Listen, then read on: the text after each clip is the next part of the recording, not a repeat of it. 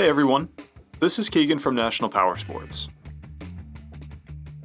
This 2001 Harley-Davidson Softail night train with only 36,982 miles passes New Hampshire State inspection and runs well. It's been upgraded with Screaming Eagle spark plug wires, aftermarket spoked wheels, LED headlight, LED front and rear turn signals, 16-inch handlebars, painted oil reservoir, painted forks, Screaming Eagle exhaust, rider and passenger foot pegs, brake pedal, drag specialty seat, chrome switch housings, and chrome switches. We have installed a new rear tire.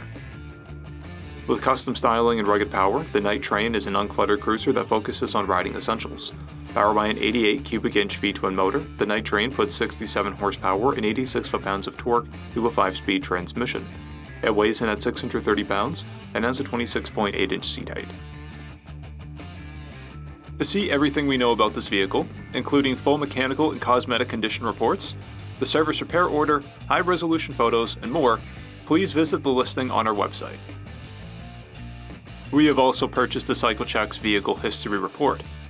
You can view this report by clicking the link on the right side of the video.